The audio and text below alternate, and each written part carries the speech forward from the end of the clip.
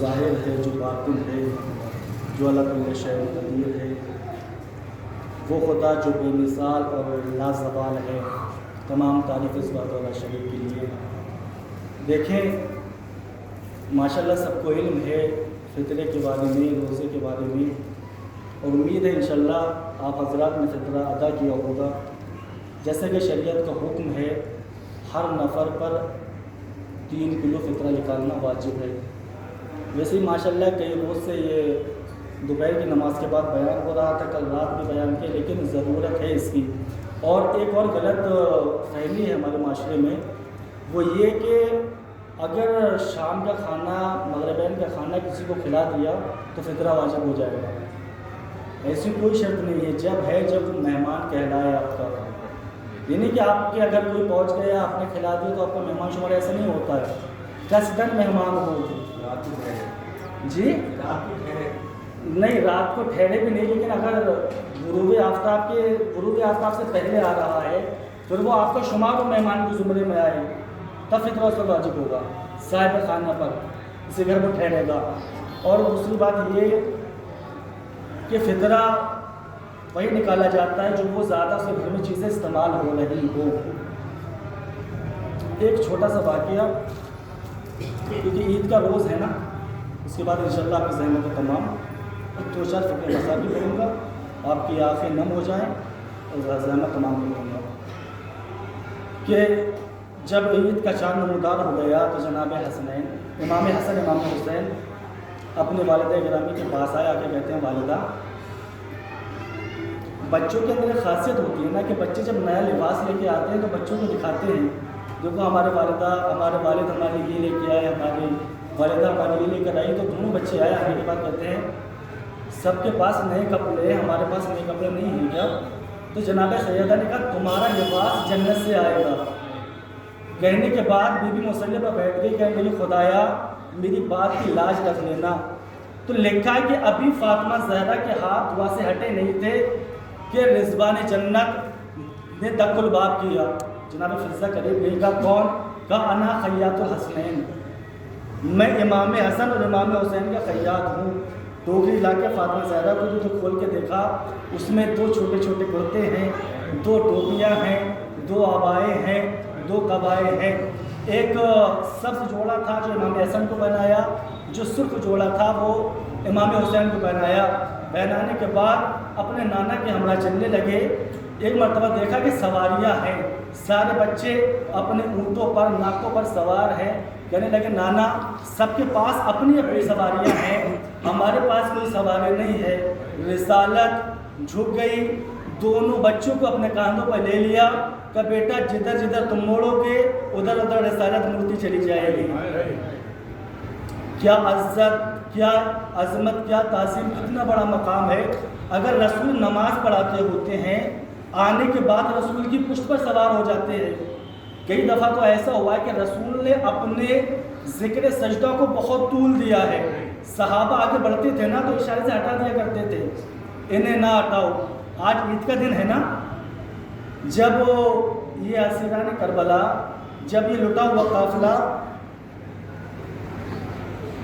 واپس پلٹ کے آیا ہے نا، اور جب نمازیوں نے، جوانوں نے نماز پڑھنے کے بعد جب مسجد سے باہر نکلے تو جناب لیلہ کی نظر پڑی، ایک مرتبہ غش کھا کر گر گئی۔ امام سجاد نے بیدار کیا، جب غش سے بیدار ہوئی تو امام سجاد نے پوچھا اماں کیا ہو گیا، آپ غش کے عالم میں کیوں چلی گئی؟ رو کے فرماتی ہے بیٹا سجاد، جب میں نے ان جوانوں کو مسجد سے نکلتا ہوا دیکھا مجھ کو اپنا اکبر کی یاد آ گئی، کاش میرا اکبر ہوتا۔ جانتے ہیں نا جناب لیلہ نے کتنی ارمانوں سے پالا تھا، کتنی تمناؤں سے پالا تھا، کتنی منتیں مانی تھی نا اکبر تو جب جوان ہوگا نا تو تیرے لیے چاند سی بہو لے کے آؤں گی۔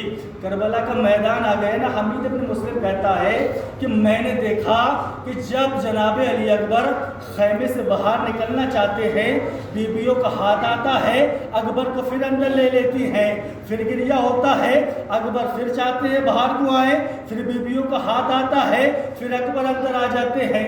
جب کئی مرتبہ ایسے ہو چکا, مشقتوں کے بعد, مشکلوں کے بعد جب اجازت ملی, جناب علی اکبر میدان کارزار میں آئے, حملوں پہ حملے کر رہے ہیں. ایک مرتبہ ملعون حسین ابن نمیر نے چوری سے چھپ کے ایسا وار کیا کہ برشی کی علی اکبر کے سینے میں ٹوٹ گئی. اکبر زمین سے زمین پہ آئے, بابا کو آواز دیا. اب جیسے ہی امام حسین نے جناب علی اکبر کی آواز کو سنا نا تو خود کو زمین پہ گرا لیا. اب تاریخ لکھتی ہے کہ امام حسین جناب علی اکبر کے قریب ایسے گئے ہیں جیسے 6 ماہ کا بچہ گھٹنیوں کے بل چلتا ہے. امام چلتے جاتے تھے, کہتے جاتے تھے اکبر اکبر آواز تو اکبر اکبر, تیرے جانے لے تیری بابا کی آنکھوں کی بینائی چھین لی. اکبر حسین کو کچھ نظر نہیں آتا, یا علی کہتے کہتے مولا حسین جناب علی اکبر کے قریب پہنچے ہیں نا. کہ اکبر کیا ہوا؟ کہ بابا سینے میں بڑا درد ہو رہا ہے, بابا سینے میں ظالم نے نیزے کی اینی توڑ دی. میرا مولا کہتا ہے اکبر ظالم نے نکالی نہیں. کہ بابا جب ظالم نے سینے میں نیزے کی اینی توڑی تو مجھ سے کہہ رہا تھا کہ میں نے سنا ہے کہ حسین بہت بڑے صابر ہیں, اگر جوان بیٹے کے سینے سے برچھی کی نہیں نکالیں گے تو میں مان جاؤں گا صابر ہے. حسین نے کہا اچھا بیٹا. اب ایک مرتبہ میرا مولا نے اپنے ہاتھوں کے سینوں کو اوپر کیا. اب دو زانو ہو کر امام حسین سرزمین کربلا پر بیٹھے. امام نے اپنا ایک زانو زمین پر رکھا, ایک زانو اکبر کے سینے پر رکھا. اب جو جناب علی اکبر کے سینے سے یا علی کہہ کر امام حسین نے جو برچھی نکالی, ہاں عزیزو خالی برچھی نکلتی میں صبر کر لیتا, لیکن برچھی کے ساتھ تڑپتا ہوا جناب علی اکبر کا کلیجہ نکل آیا, سانسیں رک رک کر آنے لگی. امام حسین نے کہا بیٹا اکبر کوئی خواہش ہے؟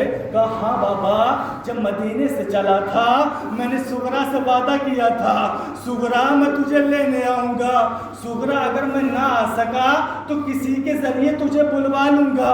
کہا بابا آخری تمنا ہے, آخری خواہش ہے کہ مرنے سے پہلے ایک مرتبہ سغرا کا دیدار کر لوں.